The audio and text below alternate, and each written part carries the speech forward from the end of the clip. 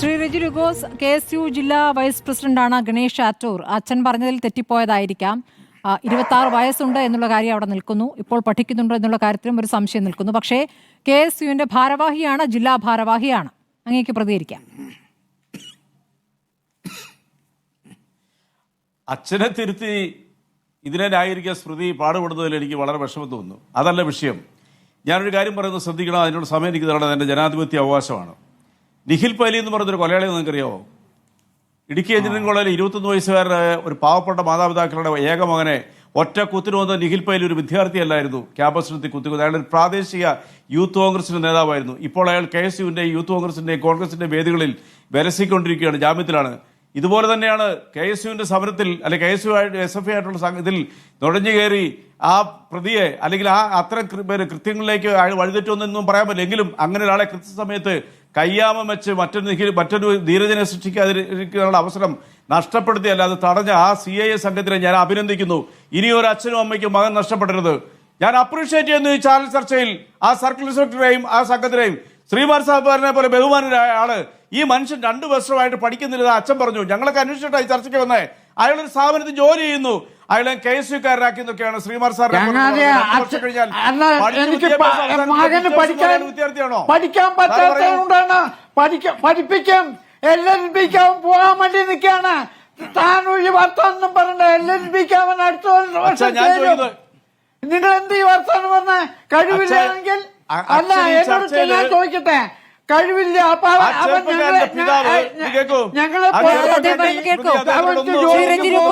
ശ്രീ റെജി ലുക്കോസ് ഗോവിന്ദൻകുട്ടി പറയുന്ന ഒന്ന് കേൾക്കൂ.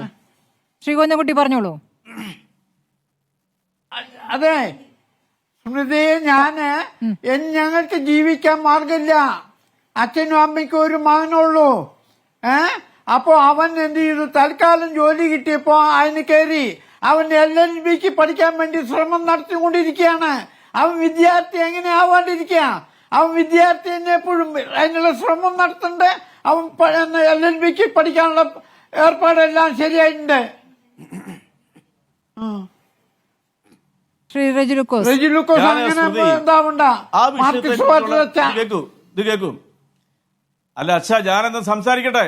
ഞാനിപ്പോ ഈ പറഞ്ഞ കാര്യങ്ങള് ഈ ചർച്ചയിൽ തന്നെ പുറത്തു വന്ന കാര്യങ്ങളാണ്. ഞാൻ കൊണ്ടുവന്നിട്ടില്ല. ഇത് കേരളത്തിൽ മുഴുവനും വിഷ്വലിലൂടെ കേട്ട കാര്യങ്ങൾ. ആ ചെറുപ്പക്കാരനെ കുറിച്ചുള്ള കാര്യങ്ങൾ മുഴുവൻ എന്താണ് ശ്രീ റെജി ലുക്കോസ്?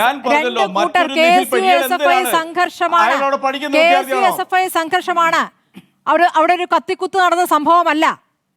ആ 3 യുവാക്കൾ ഈ SFI KSU സംഘർഷം ഉണ്ടാകുമ്പോൾ KSUക്കാരെ മാത്രം മുഖം മൂടിയിട്ട് കൊണ്ടുവരുന്ന സംവിധാനം എന്താണ്? ഒരു സംഘർഷം ഉണ്ടാകുമ്പോൾ രണ്ടു കൂട്ടരിലും ഉണ്ടാവുമല്ലോ പ്രശ്നക്കാർ. KSUവിന്റെ 3 പ്രവർത്തകരെ മുഖം മൂടിയിട്ട് കൈവിലം കെട്ടിക്കൊണ്ടുവരുന്നതിന്റെ അർത്ഥം എന്താണ്? വിഷയം അതാണ് വിഷയം. അങ്ങനെയാണ് വിഷയം മാറ്റുക.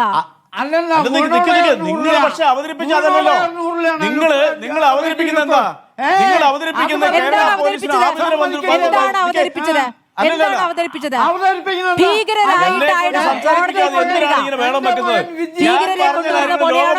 ഞാനൊരു കള്ളവും പറഞ്ഞിട്ടില്ല.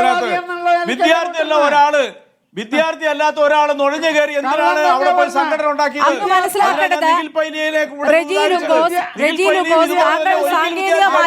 സാങ്കേതികമായുള്ള ശരിതെറ്റുകളിലേക്ക് പോകുമ്പോൾ ഇപ്പോഴും KSUവിന്റെ ജില്ലാ വൈസ് പ്രസിഡന്റ് ആണ്. ഇനി പഠിക്കാത്ത ആൾ ജില്ലാ വൈസ് പ്രസിഡന്റ് ആകുമോ എന്നുള്ള വിഷയം താങ്കൾ വേറെ ചർച്ച ചെയ്യാന്നേ. ശ്രീ റെജി ലുക്കോസ് ജില്ലാ വൈസ് പ്രസിഡന്റ് ആണ്. അല്ലെന്നേ നിങ്ങളിത് കേൾക്കൂ. ധീരജ് എന്ന് പറയുന്ന കുത്തിക്കൊന്ന നിഖിൽ പൈലി പണ്ടൊക്കെ വിദ്യാർത്ഥിയായിരുന്നു. അതുകൊണ്ട് എന്താണ് ഇപ്പോൾ പ്രൂവ് ചെയ്യാൻ പോകുന്നത്?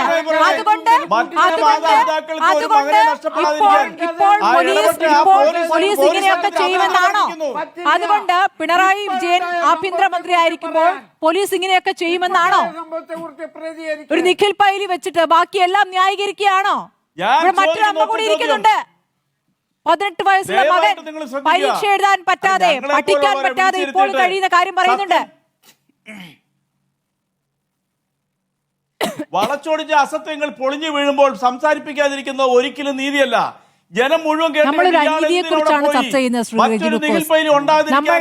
നമ്മൾ അനീതിയെ കുറിച്ചാണ് ചർച്ച ചെയ്യുന്നത്. അല്ല, ധീരജന്റെ മാതാപിതാക്കൾക്ക് വേദനയില്ലേ? SFIക്കാർ കുത്തിവീണ വേദനയില്ലേ? നിങ്ങൾ എന്തായി പറയുന്നത്? നിങ്ങൾ എന്ത് ന്യായീകരണമാണ്, എന്ത് മെസ്സേജാണ് കേരളത്തിലെ ജനങ്ങൾക്ക് കൊടുക്കുന്നത്? ഏത് ക്രിമിനലിനും നുഴഞ്ഞു കയറി വിദ്യാർത്ഥിയാന്ന് പറഞ്ഞുകൊണ്ട് സംഘടന ഉണ്ടാക്കിയാൽ അവനെ നോക്കി കൈയും കെട്ടിയിരിക്കണോ കേരളത്തിലെ പോലീസ്? വേണ്ട, കൈ കെട്ടിയിരിക്കണ്ട. പോലീസ് അറസ്റ്റ് ചെയ്യണം, കോടതി ഹാജരാക്കണം. ഇതിലൊന്നും ആരും തർക്കം പറഞ്ഞില്ല. സാധാരണ കേസ് പ്രവർത്തകരെ ഹാജരാക്കുന്ന പോലെ ഹാജരാക്കിയിരുന്നെങ്കിൽ ഇവിടെ ആരും ഈ ചർച്ച നടത്തില്ല ഈ ചർച്ച. എന്തിനാണ് നമ്മൾ ചർച്ച ചെയ്യുന്നത്? അപ്പൊ നിങ്ങൾ ഇന്ന് രാവിലെ കൊടുത്ത വാർത്തയോ? മുഖം മൂടിയിട്ട് കൈവിലങ്ങണിയിച്ച് എത്തിച്ചതാണ് വിഷയം. ഒരു വിദ്യാർത്ഥിയെ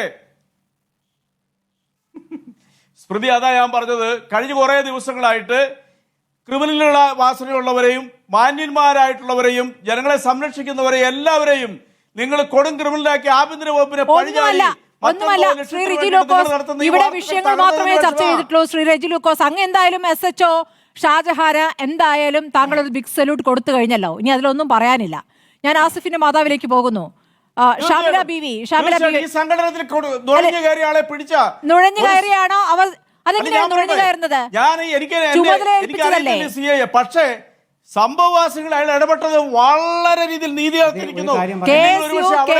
ജില്ലാ വൈസ് പ്രസിഡന്റ് SFI KSU സംഘർഷത്തിൽ നുഴഞ്ഞു കയറി. നന്നായിട്ടുണ്ട്. ഷാമില ബീവി,